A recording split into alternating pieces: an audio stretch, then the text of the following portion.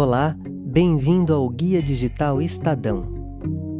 As faixas desse CD estão organizadas numa sequência. Elas formam um caminho para você seguir. Nós vamos avisar quando for para você apertar pausa ou play no seu aparelho. O guia tem 3 capítulos. São as 3 exposições que você vai encontrar neste prédio. Observe o seu crachá. A primeira exposição chama-se Arte, Evolução ou Revolução? Os números com quadradinhos são as faixas de conteúdo.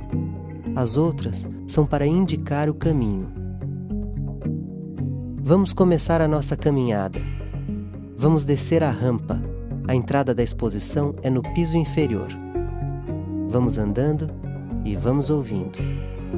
Brasil mais 500 anos. Mostra do Redescobrimento. Guia Digital Estadão. Uma iniciativa do Estadão Cultura.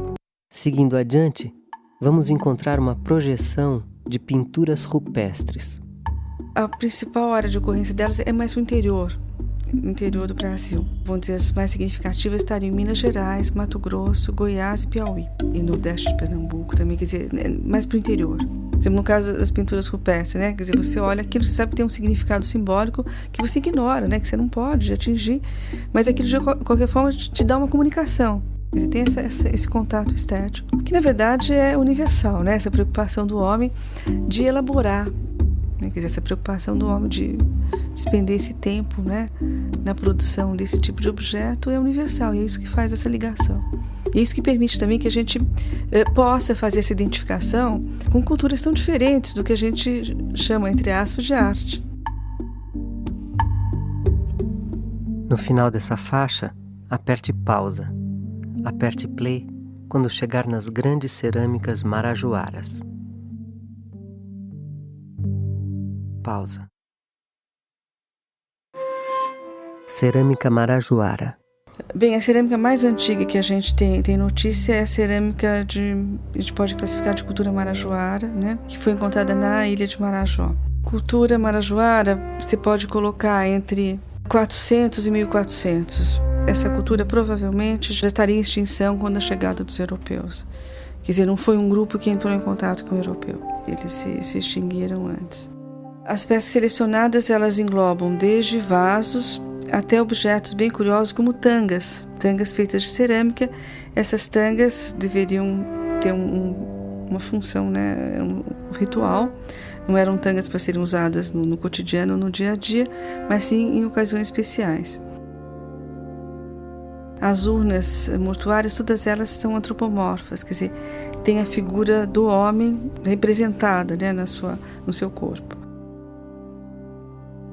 E ela apresenta uma elaboração técnica que você só pode imaginar que poderia ser feita por especialistas. Quer dizer, tem alguém dentro daquela organização que se dedica àquele tipo de trabalho. Porque são peças, quer dizer, muito elaboradas e de um conteúdo simbólico, onde você tem que ter todo um desenvolvimento de um projeto, né? Mesmo para a sua elaboração. Quando acabar de ver, aperte play. Pausa. A próxima cerâmica que vamos encontrar é de Santarém.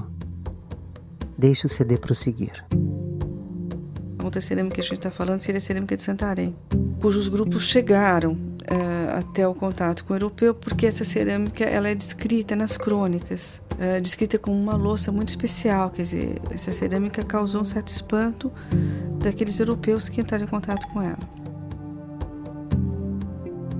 Existe uma categoria de vaso chamado vaso de cariátides. Essa peça é uma peça que as pessoas, quando tem o primeiro impacto, a primeira coisa que perguntam assim, mas isso é do Brasil?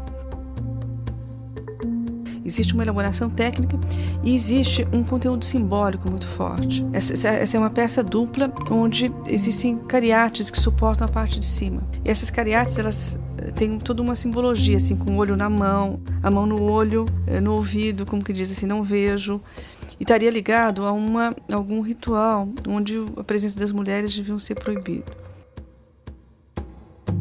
Essa cerâmica, se você examinar no microscópio, o interior dela, ela é temperada com cauixi. Cauixi é uma esponja. vive no rio. Tem pequenos espinhos, espículas. Eles misturavam isso com o barro, de modo que ela funcionava como um concreto armado. A cerâmica tem paredes muito finas e muito resistentes. Então esse tempero é característico desse grupo também. E é uma característica cultural do grupo. Então por isso que eu quero dizer, a cerâmica, ela te dá muita informação. Quando acabar de ver, aperte play. Pausa. Cerâmica Tupi-Guarani. A cerâmica Tupi-Guarani, ela tem sido diagnosticada principalmente pela pintura policroma, bastante elaborada. As formas dessa cerâmica não são formas tão diferenciadas como a gente vê em outras culturas, mas a pintura sim, é uma pintura muito bem elaborada. E as principais peças que a gente tem em exposição são peças também ligadas ao ritual de sepultamento. São urnas funerárias. Elas foram fabricadas para a fermentação da bebida no ritual antropofágico. Depois, num segundo momento, foram reutilizadas como urnas funerárias. A primeira utilização dela foi para fermentar a bebida. E a gente tem várias ilustrações dessa utilização. Quando acabar de ver, aperte play. Pausa.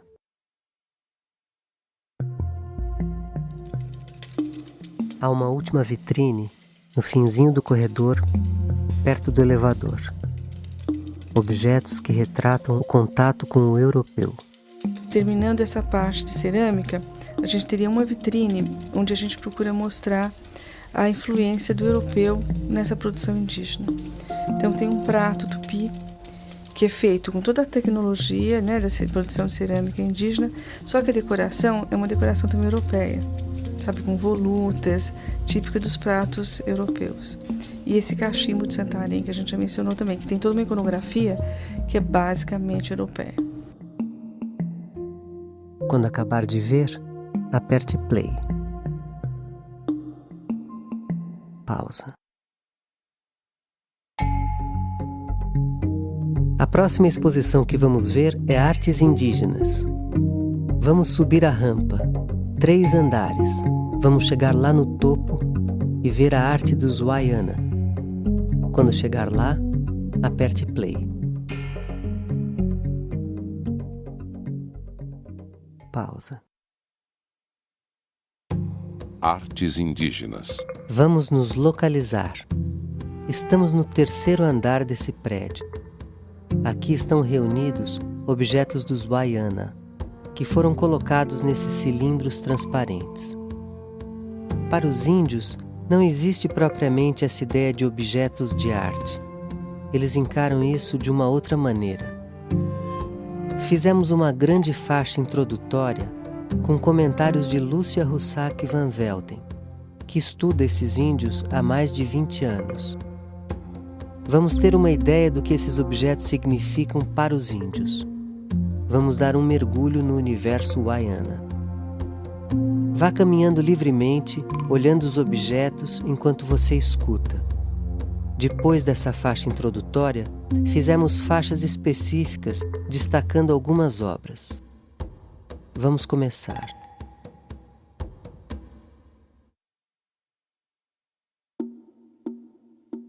Os Wayana são um povo indígena que fala uma língua caribe, que é o Wayana. Eles moram ao longo do rio Paru de Leste, que fica ao norte do rio Amazonas, e eles moram bem no alto Paru de Leste, próximo à fronteira do Suriname. Bom, as aldeias dos Wayana são aldeias pequenas, né? A pessoa que é o dono dessa aldeia, que é o Tipataquem, como eles falam, é o dono de um lugar, é um homem casado com seus filhos, sobretudo com as suas filhas casadas. E esse chefe de aldeia é uma pessoa da qual se espera que ela tenha conhecimentos especiais. Conhecimentos não só de liderança, mas de produção de bens materiais, né, de objetos artísticos, porque o dono de uma aldeia é uma pessoa que sabe fazer muito. Ele tem conhecimentos sobre cantos, sobre rituais, uma série de coisas que são requisitadas de uma pessoa adulta. Os Wayana têm o que a gente diria uma cultura material bastante ampla, que se expressa em muitas categorias, né? Eles têm plumária, eles têm cerâmica, eles têm cestaria, tecelagem, adornos de miçanga, entalhes também, bancos, objetos feitos em madeira. Um objeto para entrar nessa categoria que os Wayana chamam de imakhé, e que nós podemos traduzir como ali está o que é verdadeiramente meu, o que é verdadeiramente Wayana, o que reforça a sua natureza humana, e que eles também chamam que é ipokan, o que é bom para mim, que sou Wayana. Outra condição é que esse objeto esteja concluído, né? Objetos que não são concluídos são objetos que estão em gestação, assim como uma criança no ventre da mãe, porque para os Wayana as concepções de você produzir um objeto têm semelhanças, têm paralelismos com o fazer um filho. De alguma forma, os objetos que eles usam no cotidiano são corpos despedaçados, são parcelas de corpos, mas são corpos que foram de seres que viveram nos tempos primordiais. Então, os objetos que eles fazem agora representam basicamente uma recriação desses seres que viveram nos tempos primordiais.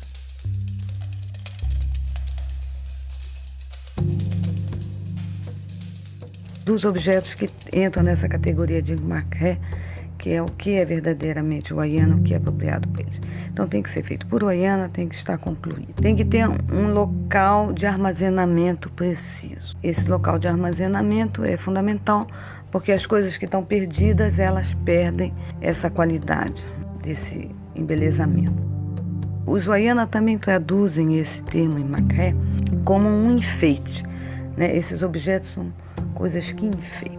Uma coisa, ela não enfeita por ela mesma, né? Mas ele enfeita o lugar onde ele está.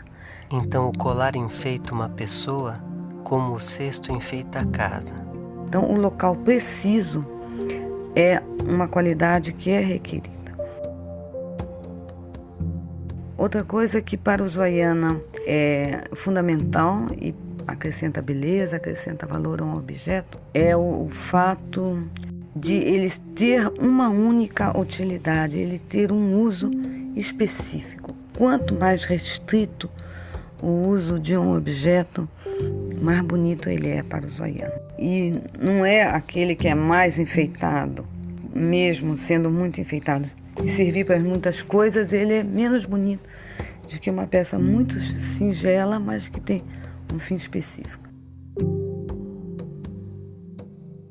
A ordenação do mundo, do cosmos, ela é bela, por um lado, e por outro lado é ela que propicia sentimentos e identidade humana aos Wayana, né? O mundo caótico, o mundo sem regras, é o mundo dos animais, é o mundo dos sobrenaturais. O mundo regrado, onde estão as coisas, onde se tem um controle social de pessoas e de coisas, esse é o mundo dos seres humanos. Todo o sistema decorativo dos Wayana provém dos seres sobrenaturais. Eles mesmos afirmam que eles não criam nada, né? Eles apenas copiam, usam esses repertórios, esses elencos decorativos desses seres sobrenaturais.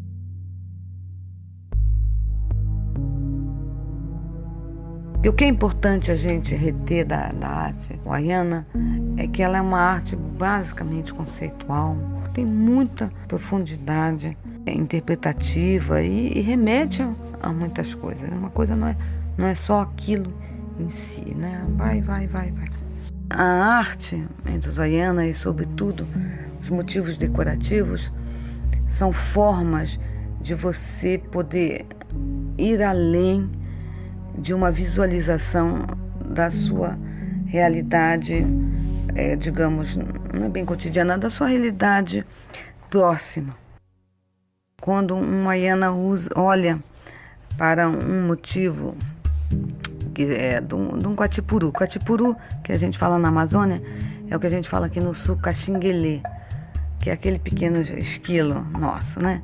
Eles chamam esse animalzinho de meri. Então, esse é o animal que eles veem, é tangível. O desenho permite ver além na medida em que esse quatipuru que está na mata, esse animalzinho, nada mais é do que uma metáfora, né, visual para atingir uns outros mundos, que é a representação de uma onça sobrenatural que tem um rabo exatamente como o rabo desse caxinguelê, desse pequeno esquilo. E essa onça, ela é fundamental para as práticas xamânicas, né, de pagelança, porque é essa onça sobrenatural que indica ao pajé quais são as árvores em que ele pode, porque ela marca com as unhas, né, o tronco dessa árvore, onde ele pode retirar as mortalhas, né, as folhas com a qual ele faz o tabaco, que é o tauari, o nome dessa árvore, com a qual ele faz o seu cigarro de xamã, e é através desse cigarro, da fumaça que se desprende desse cigarro, que ele pode fazer a viagem xamânica e contatar os espíritos de cura. Né? Porque uma das formas de identificação para os Wayana de todo o cosmos, quer dizer, dos humanos, dos animais, dos sobrenaturais, enfim, dos vegetais, é você ter uma decoração corporal. Né? Tem várias formas de identificar um indivíduo, né? Um elemento desse cosmos, né? Componente do cosmos. E um dos principais é a decoração corporal. Agora, a diferença dos humanos com o resto dos elementos do cosmos Wayana é que os seres humanos são os únicos seres que são capazes de mudar a sua decoração corporal. Os seres humanos são os únicos seres capazes de mudar a sua decoração corporal. Eles têm uma decoração corporal na vida cotidiana e uma outra na vida ritual.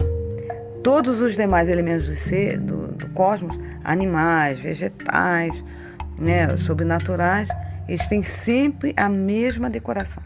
Eles nascem com ela e ela é permanente, ela é fixa, ela não cambia, ela não muda jamais. Os Wayana, na vida cotidiana, eles se pintam de vermelho com urucu e é uma pintura lisa. E é o liso, né, que identifica e que dá a medida exata do que é um ser humano. Os animais, né, o paradigma dos animais é o pontilhado, quer dizer, bolinhas que vêm da pelagem da onça, que é o ser paradigmático do mundo animal. Os sobrenaturais, a pintura básica, a decoração básica dos sobrenaturais é o listrado, porque o arco-íris é uma serpente sobrenatural que se levanta, Kamnanai, é o nome que eles dão ao arco-íris. E o arco-íris é listrado e esse é o paradigma da decoração do sobrenatural. Então, isso que caracteriza um ser humano, essa mudança de cor de pele, né? Essa mudança da própria, né, decoração corporal.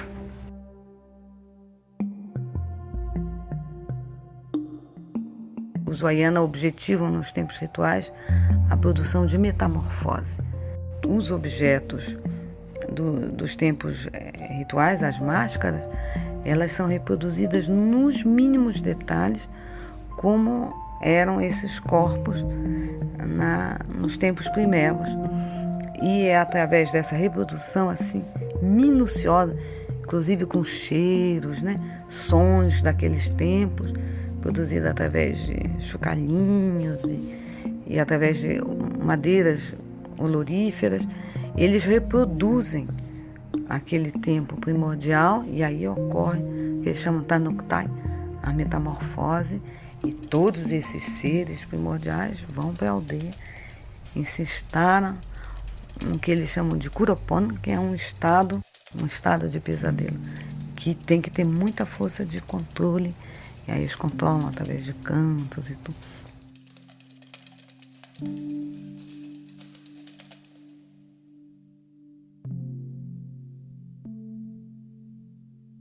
No final da faixa, aperte pausa.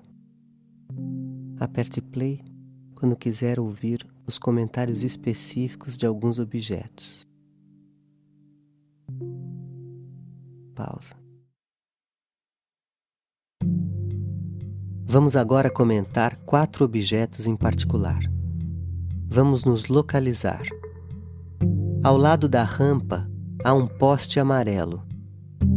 Caminhe naquela direção. Quando estiver ao lado do poste, aperte play. Pausa.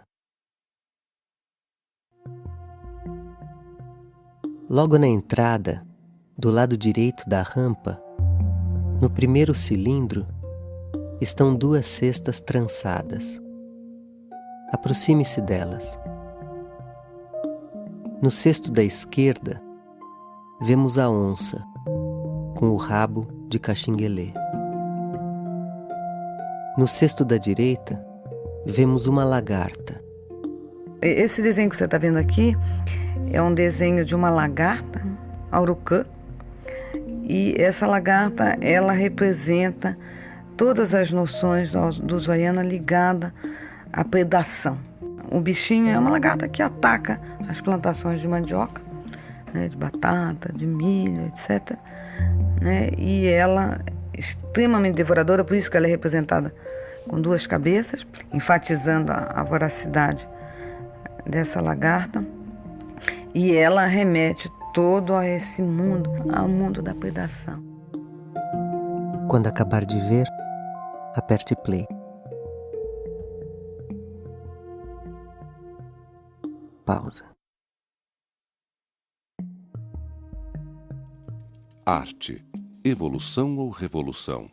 Essa exposição deixa bem claro que o Brasil não começou 500 anos atrás. Começou pelo menos 12.000 anos atrás. Vamos ver em que momento da história da humanidade surge a arte. Voz, Walter Neves, curador. Nós nos tornamos humanos quando nós nos tornamos bípedes? Porque a expectativa que a minha área de pesquisa tinha há 10 anos atrás, 15 anos atrás, é que essas características de humanidade que nós temos hoje vinha de muito longe no tempo.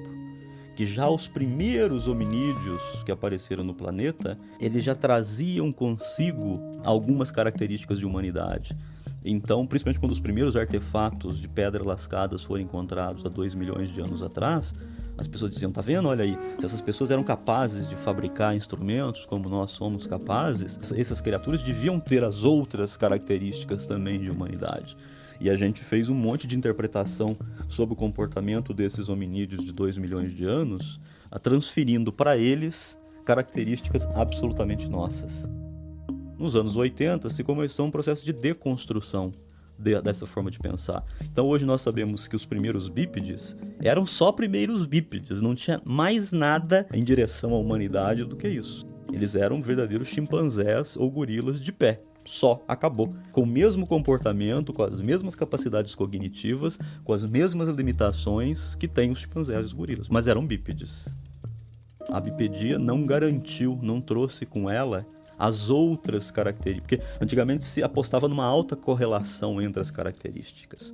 Apareceu uma, então as outras teriam vindo por, vamos dizer assim, acréscimo de misericórdia. E a gente sabe que não foi assim. Walter Neves faz então a segunda pergunta. Nós nos tornamos humanos quando a gente começou a fabricar as primeiras ferramentas, então nós vamos mostrar as primeiras ferramentas que existiram no planeta. Todos os nossos módulos são ricamente ilustrados com réplicas, tanto de fósseis humanos, quanto da produção cultural desses pré-humanos, da cultura material desses pré-humanos, de réplicas que nós estamos importando do mundo todo. Por que réplicas? É que na nossa área de conhecimento, normalmente os materiais não circulam. Ninguém vai te emprestar um fóssil original. Então no nosso ramo, as réplicas que são feitas com muita acuidade, elas quase que adquirem caráter de peças originais. Walter Neves faz a sua terceira pergunta. Nós nos tornamos humanos quando a gente adquiriu cérebros grandes. A gente tem uma relação de grande admiração pelo nosso próprio cérebro. Se você pegar as pessoas na rua, talvez... O que te diferencia dos animais? Talvez elas vão dizer assim, eu tenho um cérebro grande, sou inteligente, né? Nós vamos mostrar nesse módulo que inteligência não garantiu humanidade. Walter Neves faz a quarta pergunta. Será que nós nos tornamos humanos quando a nossa espécie, homem moderno, apareceu no planeta? Provavelmente 99,9% das pessoas apostariam nisso. Na medida que apareceu nossa espécie, o homem moderno, apareceu a humanidade. E não, nós sabemos hoje que não. Que o homem moderno, entre 120 mil anos, quando ele apareceu, até 40 mil anos atrás, que é quando ocorre a Revolução Criativa, ele era tão estúpido ou tão inteligente e se comportava igual aos hominídeos anteriores, e não como humanidade. Então eu acho que nessa altura as pessoas vão estar meio em pânico, vão dizer, bom, então, diabos, onde é que começou a humanidade? Na explosão criativa do Paleolítico Superior. O aparecimento da arte, o aparecimento da expressão simbólica, ele é tudo ou nada. Não teve um processo evolutivo, não teve meia capacidade, mais ou menos capacidade de expressão simbólica. Ela aparece como uma coisa revolucionária de uma vez há 40 mil anos. Alguma coisa aconteceu entre nós, muito tempo depois de que já éramos fisicamente modernos, que proporcionou essa revolução do significado, essa explosão criativa. Evolução ou revolução? Será que é mesmo revolução? Walter Neves acredita que a arte surgiu como uma revolução, como uma mudança repentina na história da humanidade. Há autores que pensam diferente, que isso foi um processo gradativo e cumulativo. A última parte dessa exposição contém argumentos que apoiam essas outras visões. E aí nós vamos apresentar alguns vestígios usados por esses outros autores para dizer, parece que se a gente quiser, a gente encontra indícios, até pelo menos 1 milhão de anos atrás, de que talvez também a capacidade de expressão simbólica ela tenha começado pequenininha e tenha aumentado quantitativamente. Siga na direção do Estreito de Bering. Quando chegar lá, aperte play. Pausa. Nosso próximo objeto está nesta mesma fileira de cilindros. Caminhe em direção à rampa. Passe o primeiro, ele está no segundo cilindro. É um cesto cargueiro, uma espécie de mochila indígena para transportar cargas em viagens. Cesto cargueiro, que eles chamam Catari Anon, Catari Timiriqué, porque ele é decorado. Timiriqué é o estar pintado, né? E ele é usado nas viagens, né? Para transportar redes e beiju. E para, nas outras aldeias, o marido da possuidora desse cesto cargueiro poder afirmar a sua maestria artesanal, né? Porque para os Wayana esse é o objeto mais difícil de ser feito, porque é o que tem mais elementos constitutivos. Então ele tem muito o que fazer nele. Então ele é o mais difícil, mais belo, só se consegue depois que você sabe muita coisa. E tem uma série de desenhos, né, de dupla face, quer dizer, você pode olhar de dentro, pode olhar de fora. Tem desenhos feitos com arumã e fios de algodão, tem muito, muito complexo. Observe os desenhos no lado de dentro do cesto. São peixes e onças de 2 cabeças. Conforme você vai subindo os olhos, a uma certa altura o desenho se modifica. É que as palhas estão sendo invertidas para desenhar um outro bicho nas abas pelo lado de fora. Dê a volta no cesto. Há 2 caranguejos, parecendo um X. Quando acabar de ver, aperte play. Pausa. O objeto seguinte que vamos comentar está bem próximo. Caminhe na direção do elevador. Passe um cilindro, ele está no segundo. Chama-se Cunanã.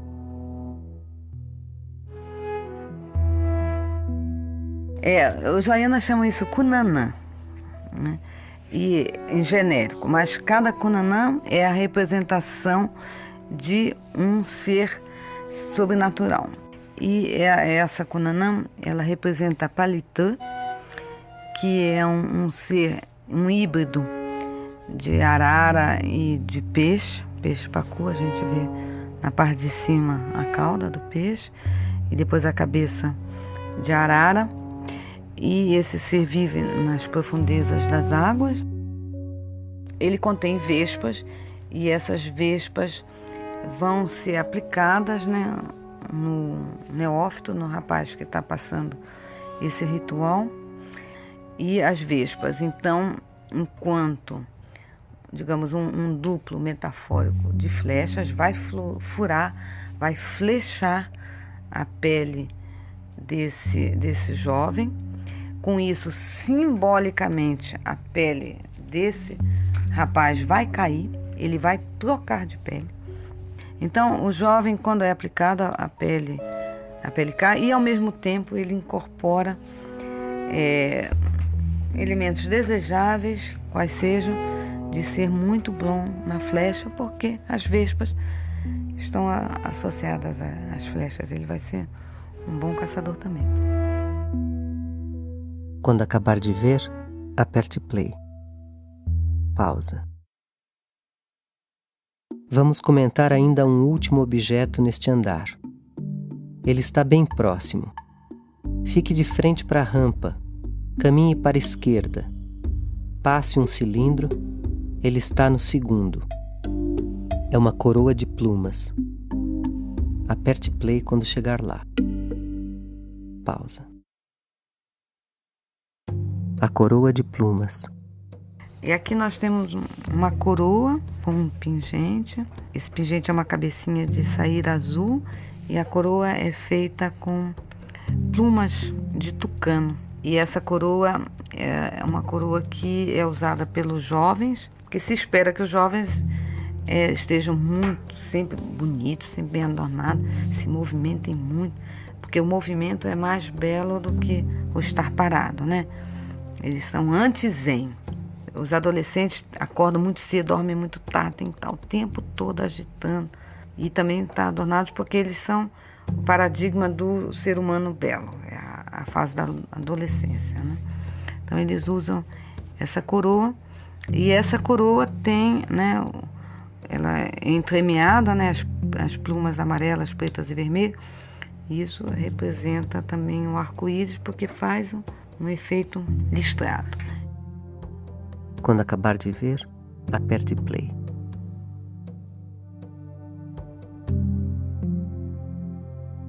Pausa. Ainda nesse andar, você vai encontrar nos extremos, em duas bancadas, objetos híbridos. Objetos que misturam a cultura indígena com a cultura do homem branco. São de dois tipos. Objetos que os índios fazem para si próprios, utilizando materiais dos brancos, como miçangas, e objetos que os índios fazem para vender para o branco. Isso acontece desde o século XVII e chega até os nossos dias. Os curadores dessa exposição defendem a ideia de que os objetos híbridos são tão autênticos quanto os outros que nós vimos dos Waianas. Para os índios, todo objeto tem a sua função. Vender é uma delas. Essa conversa continuará no andar de baixo. Vamos nos preparar para descer. Pegue a rampa. Vamos continuar o nosso passeio pelas artes indígenas. Quando chegar lá, aperte play. Pausa. Índios Assurini. Gravação Ocora Rádio France.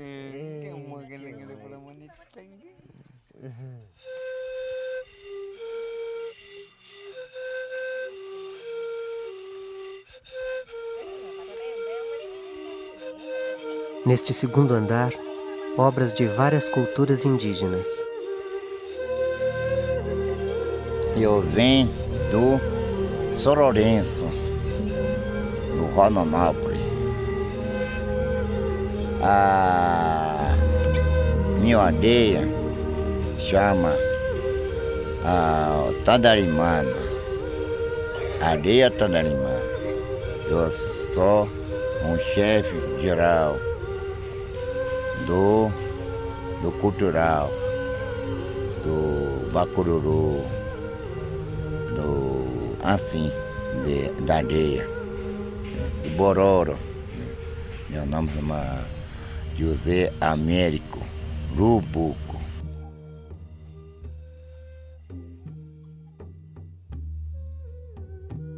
A gente trouxe para a exposição 3 grupos de índios, né?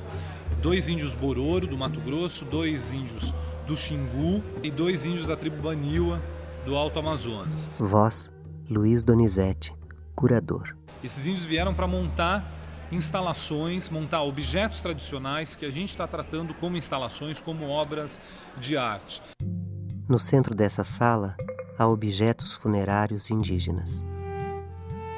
Procure a grande roda de madeira dos Bororo, chamada marido, e também uma vitrine com cestos funerários bororos. Luiz Donizete fala sobre esses objetos. Bom, esse cesto que a gente está apresentando na exposição é um cesto dos índios Bororo que vivem no Mato Grosso, né? Uma sociedade que está em contato, uma sociedade envolvente há mais de 250 anos e ainda mantém sua tradição, sua língua, seus costumes. E uma coisa muito rica nessa sociedade é o ciclo funerário, onde toda pessoa que morre é enterrada no centro da aldeia, numa cova rasa, que é aguada durante 3 meses, e durante esses 3 meses ocorrem uma série de rituais que é considerado o período de luto, ou seja, o período que a alma do morto leva para sair do corpo do morto e ir para a aldeia dos mortos. Durante esse período, então, de 3 meses, acontece uma série de rituais. Uma vez que a pessoa morre e é enterrada no centro da aldeia e a cova é aguada durante esse período de 3 meses, no final desse período os ossos, ou o que sobrou do morto, é desenterrado. Os ossos são limpos e durante 3 dias eles são decorados, enfeitados com motivos, com plumas, com urucum, com pastas, que representam o clã daquele que morreu. E isso tudo é colocado dentro de um cesto de palha. Esse cesto então depois ele é enfeitado com pinturas e com colagens de plumas, e aí sim aquele cesto é enterrado definitivamente. Então, pela primeira vez numa exposição, a gente está apresentando um cesto funerário tradicional dos índios Bororo. A aldeia Bororo é uma aldeia circular, onde as casas estão distribuídas ao longo do círculo, e no centro da aldeia existe uma casa que é chamada Casa dos Homens. É ali que ocorrem várias cerimônias, é uma casa interditada às mulheres, onde só os homens podem entrar e só os rapazes iniciados. E na frente dessa casa existe um pátio que também é denominado de Bororo e onde acontece uma série de cerimônias. E é nesse pátio que o morto é enterrado. Então essa roda marido, que é apresentada na exposição, ela é confeccionada dentro da Casa dos Homens e depois ela é utilizada numa representação cerimonial que se faz nesse pátio próximo à cova onde está enterrado o morto. Logo na entrada desta exposição, do lado esquerdo, há uma vitrine com os objetos da iniciação da menina Xicrim. Procure essa vitrine. Quando encontrar, aperte play. Canto Bororo. Pausa. A plumária e demais enfeites e objetos compõem a ornamentação da menina na sociedade Xicrim. É um desses momentos de passagem de uma condição para outra que marcam esse processo de construção da pessoa. Uma ênfase muito grande nas penas, né? Quer dizer, a condição de estar nas alturas como os pássaros para ter a visão da totalidade. E a visão da totalidade é um valor estético para eles, né? O chocalho, que é uma peça fundamental desse conjunto, porque é um instrumento musical que conduz toda a ação ritual, que implica no ritmo. Chocalho. Então aquele valeu muito para nós. Com aquele mesmo que tem que cantar, com aquele mesmo que tem que dançar, pular, cantar com aquele, né?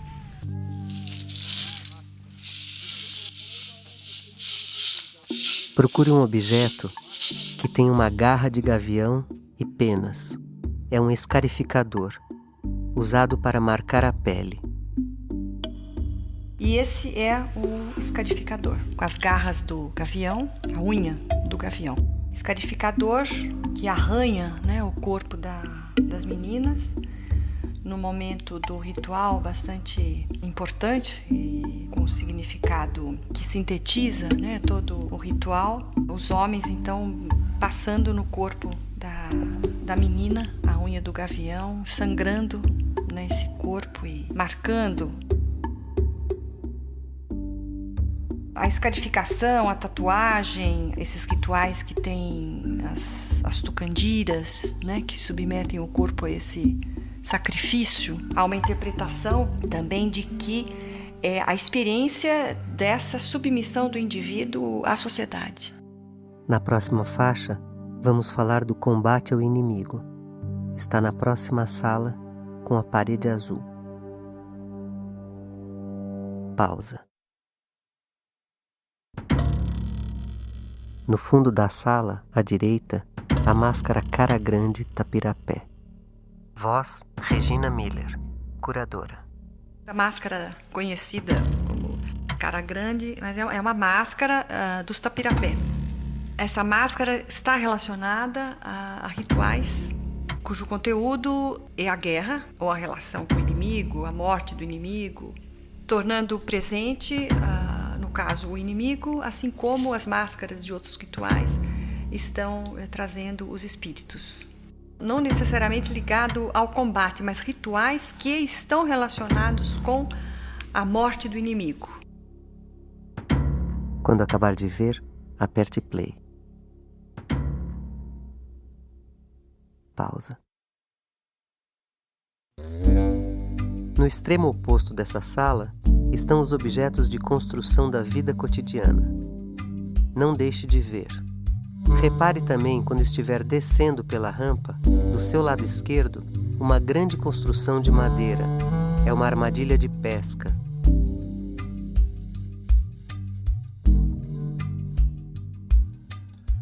Nossa próxima faixa vai falar sobre o andar de baixo.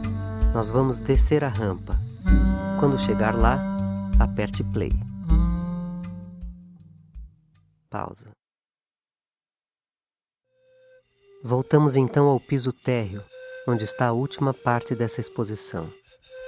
Os objetos foram agrupados sob o nome de Criar Realidades Paralelas, objetos do culto xamânico e arte plumária. Aqui estão os objetos indígenas mais poderosos. Voz, José Antônio Braga Fernandes Dias, curador. Mais carregados, os objetos indígenas que mais encarnam essa capacidade de transformação, essa capacidade de metamorfose. Numa cerimónia qualquer, esses objetos que nós temos aqui, uma máscara, por exemplo, ela metamorfoseia-se ou transforma-se no ser sobrenatural ou na força invisível que ela representa e a partir desse momento ela deixa de representar essa força invisível para tornar presente, para dar presença a essa força invisível. Portanto, são objetos que se transformam a si próprios, de objetos materiais em seres sobrenaturais, e por outro lado, são objetos que têm também a capacidade de transformar os seres humanos que os usam. Um mascarado, durante o tempo em que está mascarado, deixa de ser a pessoa X, o indivíduo X, e passa a ser a entidade sobrenatural, o ser sobrenatural que a máscara invoca, que a máscara aloja, que a máscara recebe. Neste andar, você ainda vai encontrar máscaras, o famoso manto tupinambá do século XVI, uma máscara que não pode ser vista, arte plumária e artistas indígenas que fazem vídeo e são pintores.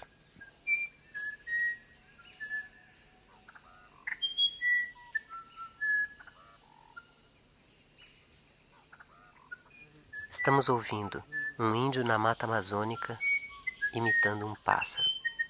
O CD Welthören, de Hans-Jörg Schmittner.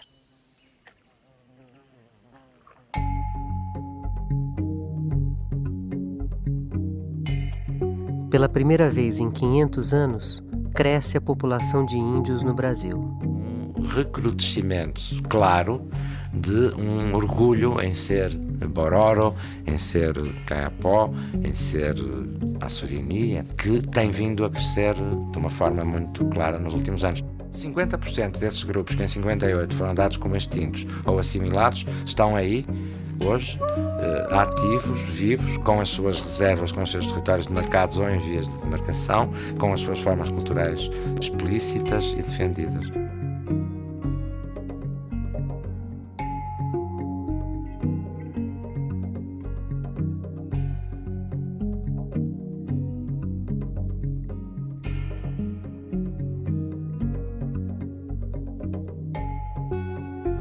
Eu acho que eles resumem de uma maneira brilhante essa ideia. É a apropriação de uma tecnologia sofisticada, é a apropriação de uma linguagem complexa, de uma linguagem sofisticada por alguns grupos indígenas, para, através desse instrumento que é o vídeo, eles desenvolverem aspectos da sua cultura. O vídeo veio-lhes permitir fazer uma série de coisas que são importantes para a permanência e a afirmação da sua identidade, que sem o vídeo eles não poderiam fazer.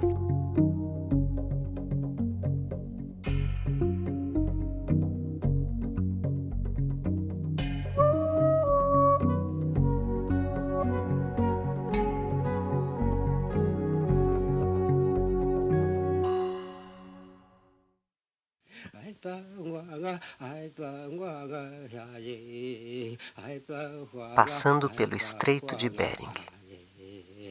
Estamos ouvindo um caçador de focas no Estreito de Bering, cantando diante de um buraco no gelo, enquanto espera a foca aparecer.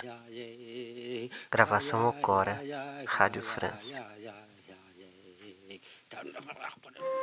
Vamos chegar numa segunda parte da exposição que traz um outro assunto. Quem foi o primeiro habitante da América? Voz, André Prus, curador. A humanidade entra na América no momento em que os climas são diferentes e, portanto, todo o resto, toda a natureza é diferente. Os homens pré-históricos estavam correndo atrás da caça, provavelmente, e seguiram os grandes mamíferos da Sibéria para a América. A idade do gelo e só nas zonas mais frias. Aqui, por exemplo, em zonas tropicais, esse período era mais seco que a atual. Um pouco mais frio, mas não tinha gelo. Em compensação, tinha grandes pradarias, porque era mais seco, tinha menos árvores. E nessas grandes pradarias havia manadas de grandes animais. Nas zonas tropicais não tem mamute, mas tinha mastodontes, as preguiças que podiam ter 4, 6 metros de comprimento, que não moravam nas árvores, obviamente. Tatus que podiam ter 2,5 metros de comprimento. A gente mostra esses animais e depois nós mostramos que o homem ele conviveu com esses animais, que desapareceram logo a seguir. Mas o homem ele entra na América num ambiente totalmente diferente. Havia uma hipótese de que o homem teria entrado na América do Norte 12 mil anos atrás e depois teria descido para a América do Sul. Mas as pesquisas arqueológicas dos últimos 20 anos encontraram indícios claros de que na América do Sul o homem tem 12 mil anos e que, portanto, ele teria que ter entrado na América do Norte antes disso. Quem eram esses homens que 12 mil anos atrás, ou mais, entraram na América? Tem muito poucos esqueletos, vestígios ósseos dos homens dessa época que foram encontrados. Tem um ou outro na América do Norte, alguns na Colômbia e, sobretudo, tem uma grande coleção no Brasil. São os chamados homens de Lagoa Santa. No final do século XX, na segunda metade, um certo número desses esqueletos foram encontrados numa boa contextualização arqueológica, são bem datados, entre 8 mil e poucos anos e 11 mil anos. A famosa Luzia é uma representante dessa população. Não é que ela seja diferente, ela é a mais antiga, mas o que dá valor a ela é que ela não é uma pessoa única, diria. Ela é absolutamente semelhante aos outros esqueletos um pouquinho mais recentes que a gente encontra e que garante que ela é representativa de uma população primitiva das Américas. Há uma semelhança entre os traços característicos dos índios brasileiros e os asiáticos. Mas os esqueletos encontrados em Lagoa Santa têm características diferentes. Então isso deixa supor que houve provavelmente uma primeira migração a partir do Velho Mundo de populações que ainda não tinham desenvolvido as características da maioria dos asiáticos modernos. Apenas mais tarde veio uma nova ou várias ondas migratórias novas de populações já mongolizadas e que vão trazer as características dos indígenas atuais ou subatuais.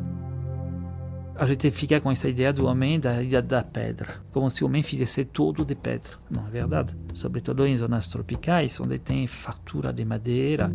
Os indígenas na Amazônia, quando eles não tinham metal, faziam instrumentos de quê? De madeira, de palha. E isso não conserva, não se preserva.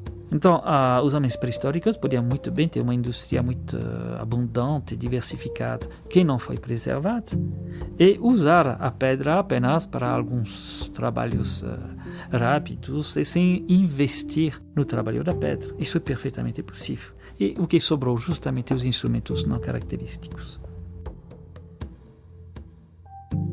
No final dessa faixa, aperte pausa. Aperte play quando sair dessa exposição.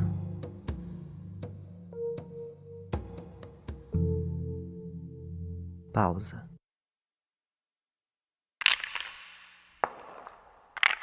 Arqueologia. Estamos entrando na exposição de arqueologia. Vamos seguir pelo corredor da esquerda, encostado à parede. A primeira vitrine que vamos encontrar tem as Muirapitãs. Enquanto você caminha até lá, ouça o comentário de Maria Cristina Mineiro Scatamáquia, curadora. E o objetivo principal da exposição para ser atingido é uma mudança de mentalidade em relação a essas populações que habitaram o Brasil antes da chegada do europeu. E a análise desse material permite vislumbrar que essas populações não são tão simplistas como elas foram descritas pelos europeus, porque são peças muito bem elaboradas e através delas você pode tentar reconstituir todo um modo de vida, uma organização social. São peças que indicam a existência de especialização do trabalho nas sociedades em que foram produzidas. São obras esteticamente bem elaboradas e de um conteúdo simbólico muito profundo. Os Muirapitãs. Bem, o Muirapitã é uma peça conhecida, né? Inclusive no texto do catálogo a gente menciona um trecho do Macunaíma, né? Onde ele se refere ao Muirapitã.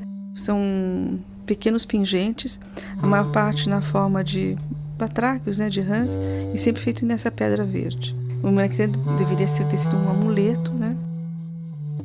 A gente tem informação da presença dele entre os Tapajós, mas não necessariamente como produtores, mas como grupos que poderiam comercializar ou trocar. Eles tinham a posse desses Muirapitãs.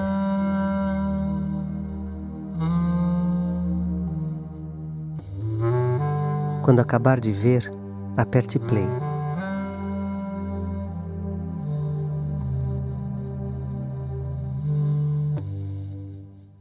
Pausa. Seguindo adiante, na próxima vitrine, vamos encontrar os Tembetás. Aperte play quando chegar lá. Pausa. Tembetás. Os Tembetás é um adorno corporal. O Tembetá ele ocorre em vários grupos. Os mais conhecidos são os tupis, porque nós temos, inclusive, além da presença física dele nos sítios arqueológicos, a gente tem a descrição do uso desses adornos. Uma descrição que a gente pode citar é a do Randstad. O Randstad ele ficou prisioneiro, é uma história bem conhecida, foi prisioneiro dos Tupinambás durante um ano, então ele pôde observar vários momentos do ciclo de vida desses grupos.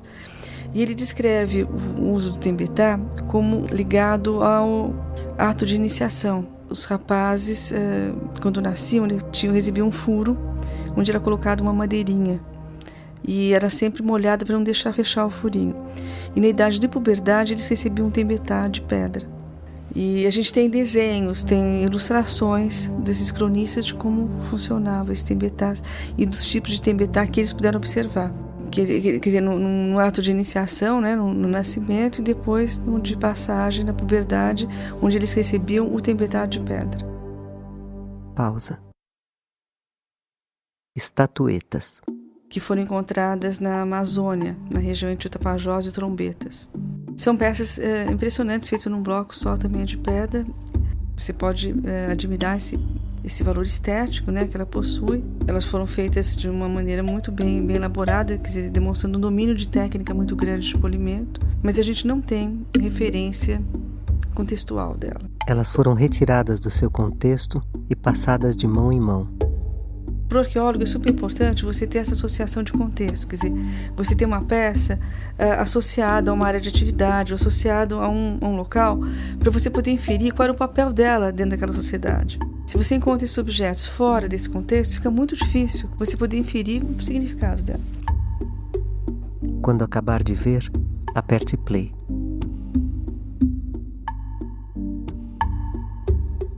Pausa. Seguindo o caminho, vamos encontrar os zoólitos.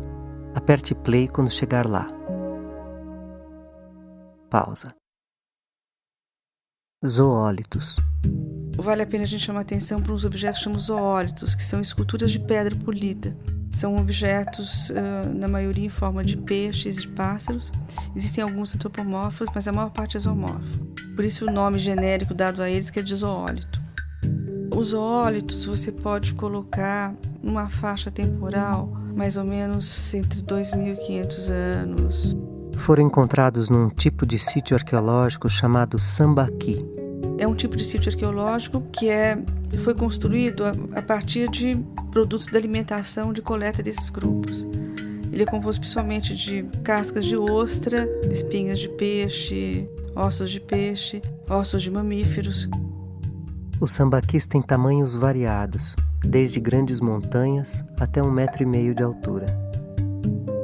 Os grupos que construíram aqueles sambaquis que produziram também esses objetos. E esses objetos, a maioria não foram encontrados em contexto arqueológico, quer dizer, exatamente na posição onde eles estavam. Não sabemos exatamente qual era a função que tinham esses objetos. Agora, quase todos eles têm uma concavidade, que te leva a pressupor que devia ser servir como um pequeno almofariz, quer dizer, alguma coisa deveria ter sido triturada ali. E fazendo correlação com outras áreas, você pode pressupor a ideia do uso de alucinógenos. Então, ligado sempre a alguma coisa ritual, alguma coisa especial. O que leva, como eu tinha mencionado antes, a questionar um pouquinho essa simplicidade desses bandos, né? Quer dizer, eles não eram tão simples porque tinham, né, toda uma preocupação com alguns aspectos fora desse cotidiano. Quando acabar de ver, aperte play. Pausa.